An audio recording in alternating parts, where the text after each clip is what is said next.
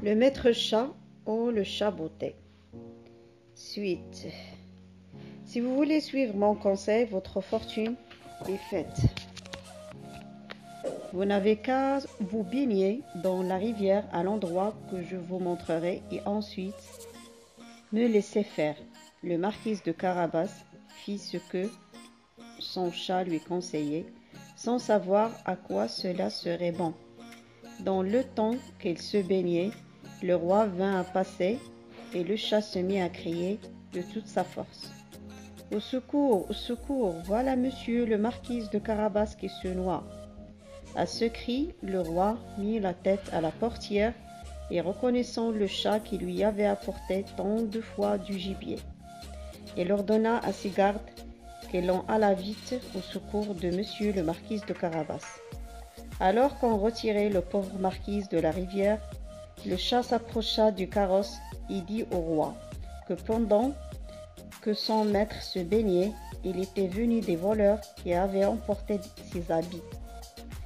Quoiqu'il eût crié aux voleurs de toute sa force, le chat les avait cachés sous une grosse pierre.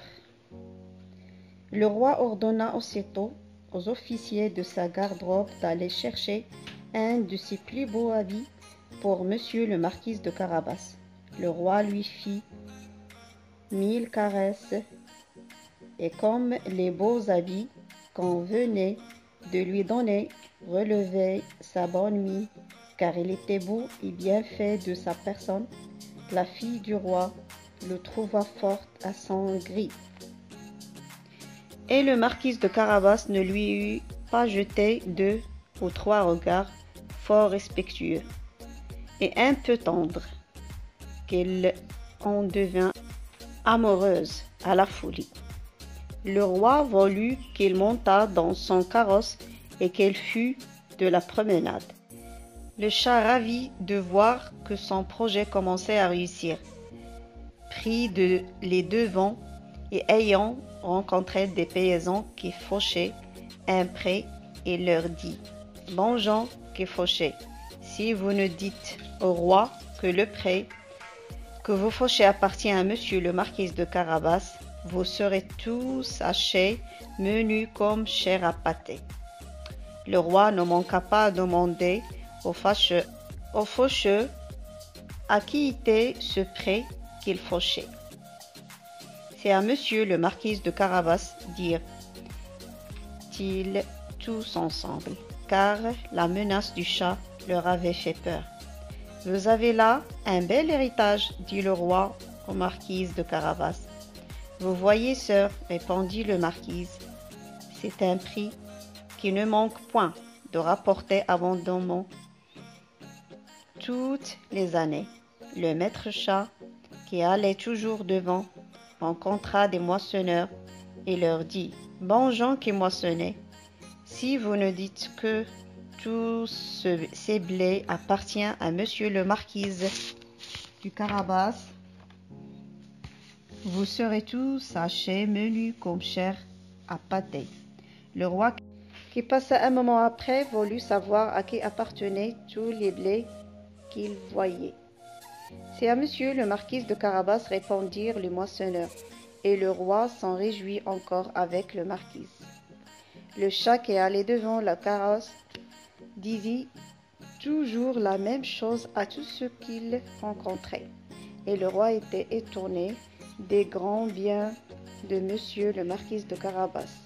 Le maître chat arriva enfin dans un beau château dont le maître était un ogre, le plus riche qu'il en ait jamais vu, car toutes les terres par où le roi avait passé étaient de la dépendance de ce château. Le chat, qui eut soin de s'informer qui était cet ogre et ce qu'il savait faire, demanda à lui parler, disant qu'il n'avait pas voulu passer si près de son château sans avoir l'honneur de lui faire la révérence. L'ogre le reçut aussi courtoisement que le peut un ogre et le fit asseoir. « On m'a assuré, dit le chat, que vous aviez le don de vous changer en toutes sortes d'animaux, que vous pouviez. Par exemple, vous transformez en lion, en éléphant. C'est vrai, répondit l'ogre brusquement. Et pour vous le montrer, vous m'allez voir devenir lion. Le chat fut si effrayé de voir un lion devant lui qu'il gagna aussitôt les gouttières, non sans peine et sans péril à cause de ses bottes qui ne voulaient rien pour marcher sur les tuiles. Quelque temps après, le chat ayant vu que l'ogre avait quitté sa première fois, descendit et avoua qu'il avait eu bien peur. « Il m'a assuré encore, dit le chat, mais je ne saurais le croire, que vous aviez aussi le pouvoir de prendre la forme des plus petits animaux, par exemple de vous changer en un rat ou une souris. Je vous avoue que cela me semble impossible. »« Impossible, reprit l'ogre. Vous allez voir. » Et en même temps, elle se changea en une souris qui se mit à courir sur le plancher. Le chat ne lui eut pas plus tôt aperçu qu'elle se jeta dessus et la mangea. Cependant, le roi, qui vint en passant le beau château de l'ogre, voulut entrer dedans. Le chat qui entendit le bruit du carrosse qui passait sur le pont-levis courut au-devant et dit au roi: « Votre Majesté est le bienvenu dans le château de Monsieur le Marquis de Carabas. »« Comment, Monsieur le Marquis ?»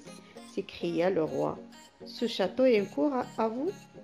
Il n'y a rien de plus beau que cette cour et tous ces bâtiments qui l'environnent.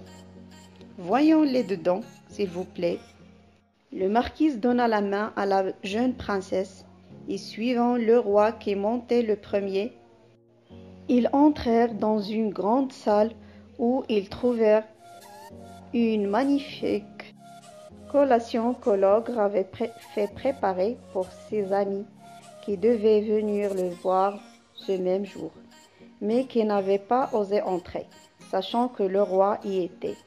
Le roi charmé des bonnes qualités de Monsieur le Marquis de Carabas, de même que sa fille qui en était folle, et voyant les grands biens qu'il possédait, lui dit après avoir bu 5 ou 6 coups: « Il ne tiendra qu'à vous, Monsieur le Marquis, que vous ne soyez mon gendre. » Le marquis, faisant de grandes révérences, accepta l'honneur que lui faisait le roi et dit le même jour épousa la princesse. Le chat devint grand seigneur et ne courut plus après les souris que pour se divertir. Et voilà, c'est terminé. À la prochaine.